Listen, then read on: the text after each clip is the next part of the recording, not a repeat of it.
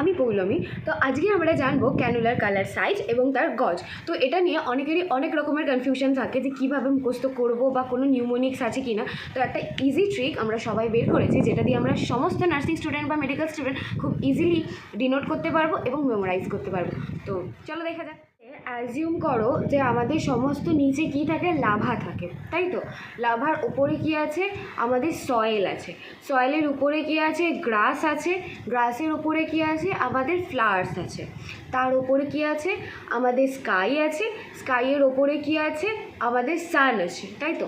তো এইভাবে যদি আমরা হিসাব করি তাহলে আমাদের লাভাটা কী রঙের হচ্ছে, অরেঞ্জ কালারের হচ্ছে।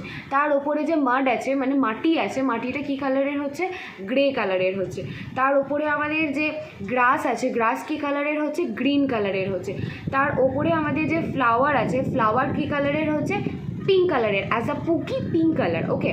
তার উপরে আমাদের যে স্কাই আছে কী কালার, ব্লু কালারের। আর তার উপরে আমাদের যে সান আছে, সান আমাদের কী কালার দিয়ে ডিনোট করব, আমরা ইয়েলো কালার দিয়ে ডিনোট করব, ঠিক আছে? তো এইবার ফার্স্ট অফ অল যেটা একদম লাস্টে আছে, মানে আমাদের লাভা, যেটা আমরা অরেঞ্জ কালার দিয়ে ডিনোট করেছি, সেটা হচ্ছে 40, 14, তার ওপরেটা হচ্ছে 16, তার ওপরেটা হচ্ছে 18, তার ওপরেটা হচ্ছে 20, দেন 22, দেন 24।